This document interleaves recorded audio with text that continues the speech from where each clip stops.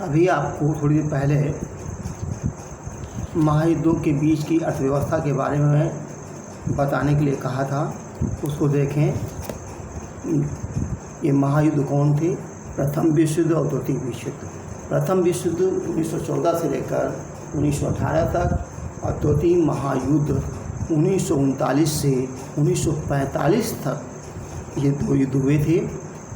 अब उन युद्धों के बीच जो मध्यकाल का अवकाश काल कहलाता है वो 20 वर्षों का अंतराल था। इस अंतराल में विश्व की क्या अर्थव्यवस्था थी इसके बारे में देखें। लिखा, प्रथम विश्व युद्ध मुख्यतः यूरोप में ही लड़ा गया, किंतु इसका प्रभाव संपूर्ण विश्व पर पड़ा। इस युद्ध ने विश्व अर्थव्यवस्था को संकट में डाल दिया, जिससे उभरने में 3 दशक से अधिक का समय लग गया। युद्ध के दौरान पूरे विश्व में आर्थिक एवं राजनीतिक अस्थिरता बनी रही। युद्धकालीन रूपांतरण में क्या दे रहे हैं?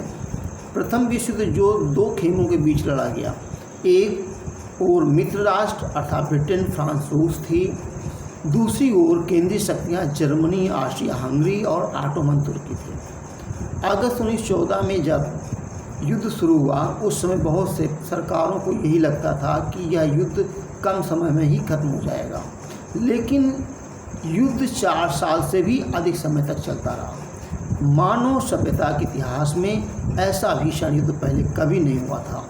इस युद्ध में दुनिया के प्रतिनिधि औद्योगिक राष्ट्र एक दूसरे से जूझ रहे थे और शत्रुओं को तहस नहस करने के लिए उनके पास बहुत अधिक आधुनिक औद्योगिक शक्ति प्राप्त हो चुकी थी। प्रथम विश्व युद्ध पहला आधुनिक औद्योगिक युद्ध था। इस युद्ध में मशीनों, टैंकों, हवाई जहाज़ों और रासायनिक हथियारों का बड़े पैमाने पर प्रयोग किया गया। ये सभी चीज़ें आधुनिक विशाल उद्योग की देन थी। युद्ध के लिए दुनिया भर में असंख्य सिपाहियों की भर्ती की जाती थी और उन्हें विशाल जलपोतों, रेलगाड़ियों में भरकर युद्ध के मोर्चों पर ले जाया जाना था।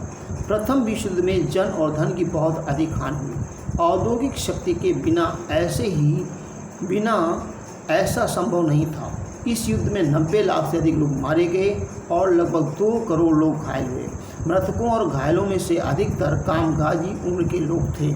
युद्ध के महाविनाश के कारण यूरोप में कामकाज के लायक लोगों की संख्या बहुत कम रह गई थी। परिवार के सदस्य घट जाने से युद्ध के बाद परिवारों की आय भी गिर गई। युद्ध संबंधी सामग्री का उत्पादन करने के लिए उद्योगों का पुनर्गठन किया गया। युद्ध की आवश्यकताओं के अनुसार संपूर्ण समाज को बदल दिया गया। पुरुष मोर्चों पर जाने लगे तो उन कामों को संभालने के लिए घर की औरतों को बाहर आना पड़ा, जिन्हें अब तक केवल पुरुषों को ही काम में जाना माना जाता था। पुरुषों का ही काम माना जाता था। युद्ध के कारण दुनिया की कुछ सबसे शक्तिशाली आर्थिक शक्तियों के बीच आर्थिक संबंध टूट गए। अब वे एक दूसरे से बदला लेने पर उतारू थे।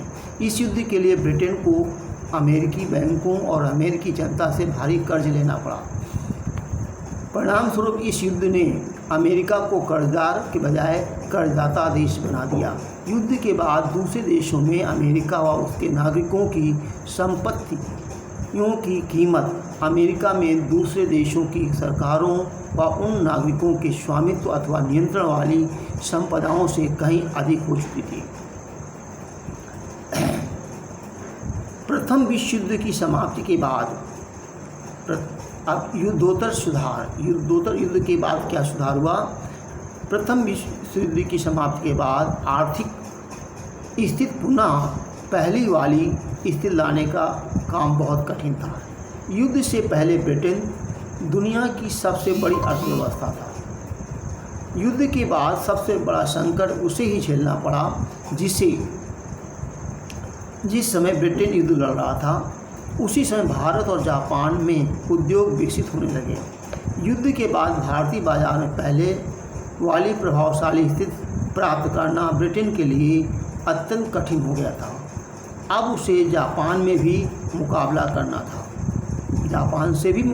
था। युद्ध के खर्चे की भरपाई करने के लिए ब्रिटेन ने अमेरिका से बहुत कर्ज लिया था। इसका परिणाम ये हुआ कि युद्ध खत्म होने तक ब्रिटेन भारी विदेशी कर्ज में दब चुका था। अब प्रथम विश्व युद्ध का प्रभाव क्या पड़ा? इस अर्थव्यवस्था में प्रथम विश्व युद्ध के कारण मांग, उत्पादन, रोजगार में बहुत वृद्धि हुई, किंतु यह अवस्था बहुत समय तक स्थायी नहीं रही। बाद में उत्पादन गिरने लगा, बेरोजगारी बढ़ने लगी। सरकार ने युद्ध संबंधी बड़े व्यय में भी कटौती शुरू कर दी ताकि सामान्य करों से उसकी भरपाई हो सके। इन प्रयासों से बड़ी संख्या में रोजगार के अवसर समाप्त हो गए। सन 1921 में 5 में से 1 ब्रिटिश मजदूर के पास काम नहीं था। कृषि आधारित अर्थव्यवस्था भी संकट में थी। युद्ध से पहले पूर्वी यूरोप विश्व बाजार में गेहूं की आपूर्ति करने वाला एक बड़ा केंद्र था। युद्ध के दौरान ये आपूर्ति अस्त व्यस्त हुई तो कनाडा, अमेरिका और ऑस्ट्रेलिया में गेहूं की पैदावार अचानक बढ़ने लगी। लेकिन जैसे ही युद्ध समाप्त हुआ, पूर्वी यूरोप में गेहूं की पैदावार बढ़ने लगी और विश्व बाजार में गेहूं की अधिकता की स्थिति उत्पन्न हो गई। अनाज की कीमतें गिर गईं, ग्रामीण आय कम हो गई और किसान गहरे कर्ज के संकट में फंस गए। बड़े पैमाने पर उत्पादन और उपभोग शुरू हुआ। देखिए, उसके बाद प्रथम विश्व युद्ध के बाद की स्थितियों में अर्थव्यवस्था पटरी लाने के लिए विभिन्न देशों द्वारा लगातार सुधार किए जा रहे थे। अमेरिका में सुधार की गति तीव्र थी। प्रथम विश्व युद्ध के कारण अमेरिका की अर्थव्यवस्था को लाभ हुआ। युद्ध के बाद कुछ समय के लिए अमेरिकी अर्थव्यवस्था डगमगाई, किंतु 1920 के दशक प्रारंभिक वर्षों से ही अमेरिकी अर्थव्यवस्था तेज़ी से विकसित होने लगी थी। अमेरिका में अधिक उत्पादन की प्रक्रिया शुरू हुई। 1920 के दशक में अमेरिका की अर्थव्यवस्था अधिक उत्पादन की प्रक्रिया प्रारंभ हुई। इसे बृहद उत्पादन के नाम से जाना जाता है। अमेरिका में बृहद उत्पादन की ओर बढ़ने का क्रम 19वीं सदी के अंत में ही प्रारंभ हो चुका था, किंतु 1920 के दशक में बृहद उत्पादन अमेरिकी औद्योगिक उत्पादन की विशेषता बन गया। अमेरिका के कार निर्माता हेनरी फोर्ड बृहद उत्पादन के लिए प्रसिद्ध प्रणेता थे।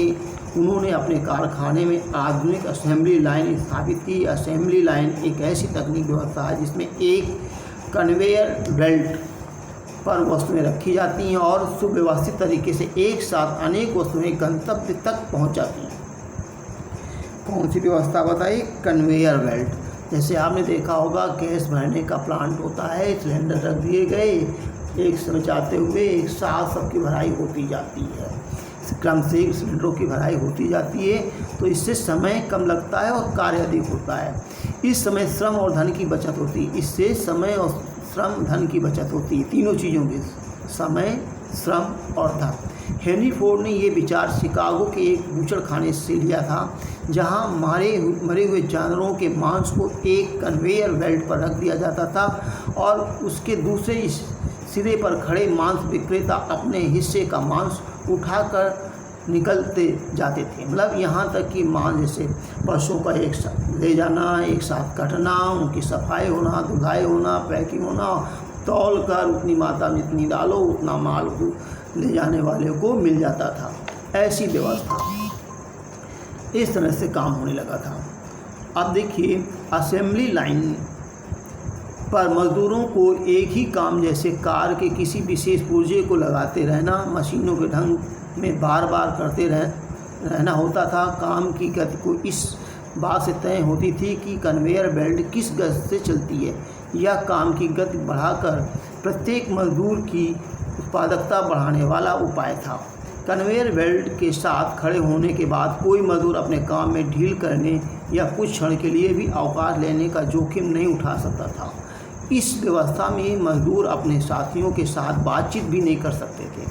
इसका परिणाम ये हुआ कि हेनरी फोर्ड के कारखाने की असेंबली लाइन से हर 3 मिनट में एक कार तैयार होकर निकलने लगी। इससे पहले की पद्धतियों की तुलना में यह गति कई गुना अधिक थी।